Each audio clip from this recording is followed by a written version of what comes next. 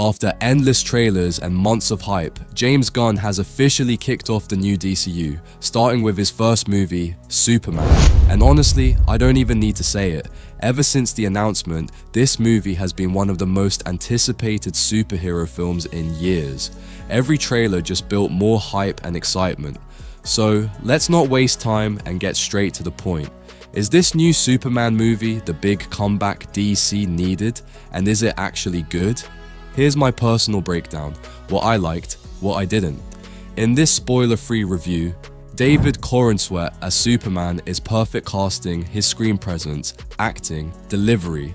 Everything screams Superman. We didn't get to see much of his Clark Kent side since he was mostly in Superman mode, but honestly, I was totally fine with that.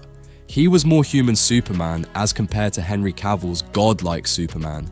This version of Superman feels more grounded and relatable. He's not just a super-powered alien, his problems feel real and personal.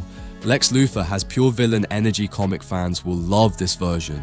No tragic backstory, no justification for his actions. He's just evil because he's jealous, and that's refreshing. He forms a team of supervillains just to take Superman down, simple and solid.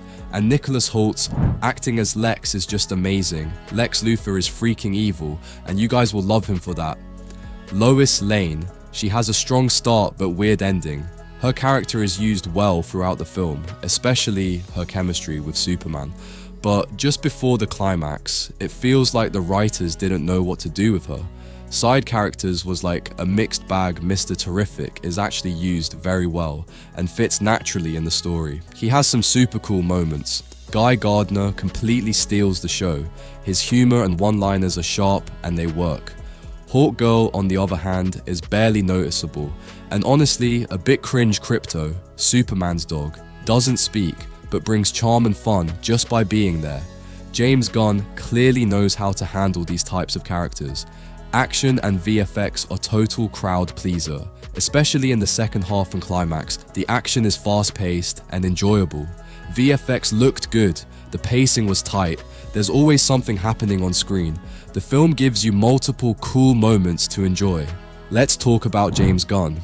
Yes, there was a lot of trust and belief riding on his name.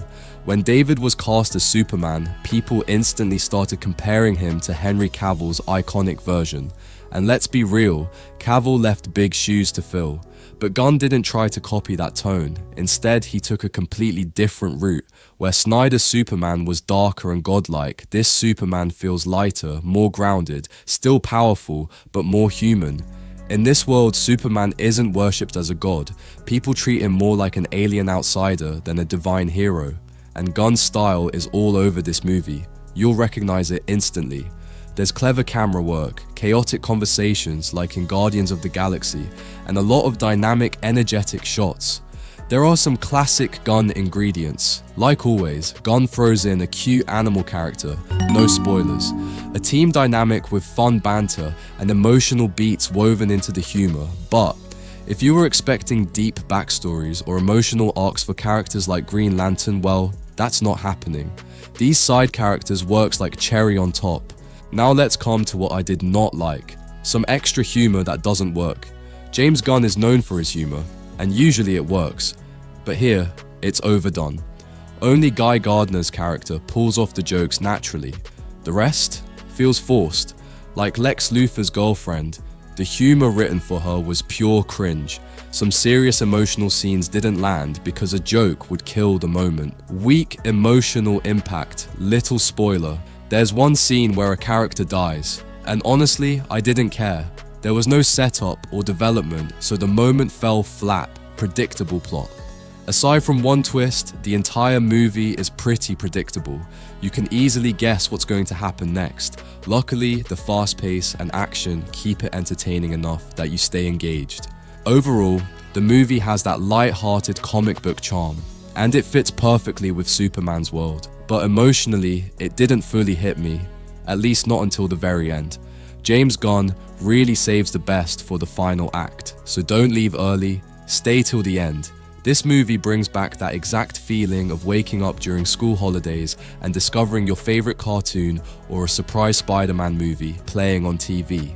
Clark and Lois's relationship. The relationship between Lois and Clark feels real and relatable.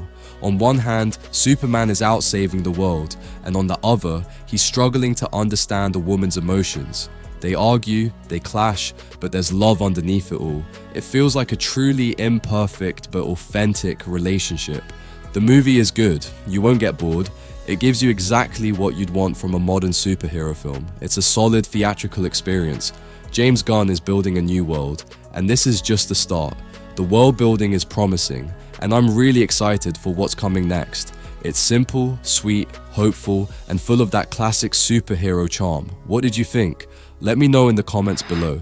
And if you are giving spoilers, please make sure giving spoiler warning. We will meet again in this movie's breakdown video.